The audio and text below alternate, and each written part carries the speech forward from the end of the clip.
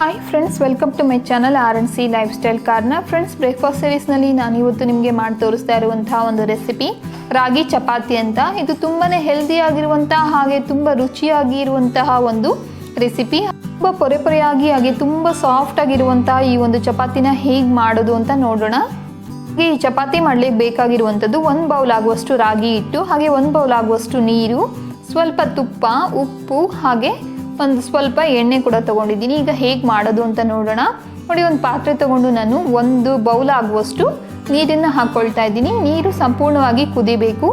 1 bowl ಆಗುವಷ್ಟು ನೀರಿಗೆ 1 bowl ಆಗುವಷ್ಟು ಸಮ ಪ್ರಮಾಣದಲ್ಲಿ ನಾವು ರಾಗಿ ಹಿಟ್ಟನ್ನು ಕೂಡ ತೊಗೊಬೇಕಾಗುತ್ತೆ. ನೋಡಿ, ಕುದಿತಾ ಇರುವಂಥ ನೀರಿಗೆ ನಾನು 1/4 ಸ್ಪೂನ್ ಆಗುವಷ್ಟು ಉಪ್ಪು, ಹಾಗೆ 1/2 ಸ್ಪೂನ್ ಆಗುವಷ್ಟು ತುಪ್ಪ ಕೂಡ ಹಾಕ್ಕೊಂಡು ಕಾಯಿಸ್ಕೊಳ್ತಾ ಇದ್ದೀನಿ, ಚೆನ್ನಾಗಿ ಕಲಿಸ್ಕೊಳ್ತಾ ಇದ್ದೀನಿ.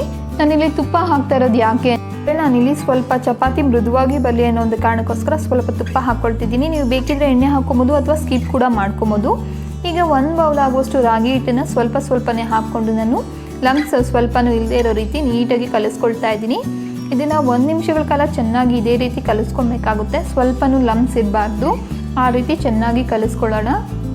ಸ್ಟವ್ ಕೂಡ ಆಫ್ ಮಾಡಬಾರ್ದು ಫ್ರೆಂಡ್ಸ್, ಹಾಗೆ ಇರಬೇಕು ಸ್ಟವ್ ಕೂಡ. ಅದರಲ್ಲೇ ಇದು ಸ್ವಲ್ಪ ಬೇಯಬೇಕಾಗುತ್ತೆ, ಬೆಂದ್ರೇ ಇದು ಸ್ವಲ್ಪ ಚೆನ್ನಾಗಿರೋದು. ಹಾಗಾಗಿ ಇದನ್ನು ಸ್ಟವ್ ಮೇಲೇ ಇರ್ಲಿಕ್ಕೆ ಬಿಡಬೇಕು. ಈಗ ನೋಡಿ, ಸ್ವಲ್ಪ ಕಲಸಿದ್ದಾಗಿದೆ. ಈಗ 1 ನಿಮಿಷಗಳ ಕಾಲ ಸ್ಟವ್ ಮೇಲೇ ಇರಲಿ, ಇದು ಹಾಗೆ ಬೇಯೋದಕ್ಕೆ ಬಿಡಬೇಕಾಗುತ್ತೆ.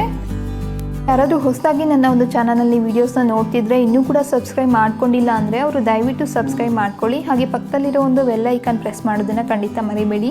ನಾನು ಮಾಡ್ತಿರೋ ಒಂದು ರೆಸಿಪೀಸ್ ನಿಮಗೆ ಇಷ್ಟ ಆಗಿದ್ರೆ ಪ್ಲೀಸ್ ಲೈಕ್ ಮಾಡಿ, ಹಾಗೆ ನಿಮ್ಮ ಫ್ರೆಂಡ್ಸ್ಗೆಲ್ಲ ಶೇರ್ ಮಾಡಿ.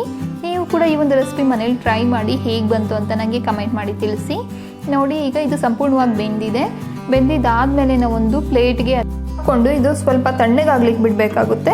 ಇದು ಸ್ವಲ್ಪ ಬಿಸಿ ಇರೋವಾಗಲೇ, ಅಂದರೆ ಸ್ವಲ್ಪ ಬೆಚ್ಚಗಿರೋವಾಗ ನಾವು ಇದನ್ನು ಉಂಡೆ ಮಾಡಿಕೊಂಡು ಇದರಿಂದ ಚಪಾತಿಗಳು ಮಾಡಬೇಕಾಗುತ್ತೆ. ನೋಡಿ, ಸ್ವಲ್ಪ ಬೆಚ್ಚಗಾಗಿದೆ, ಇದು ತುಂಬ ಬಿಸಿ ಏನಿಲ್ಲ.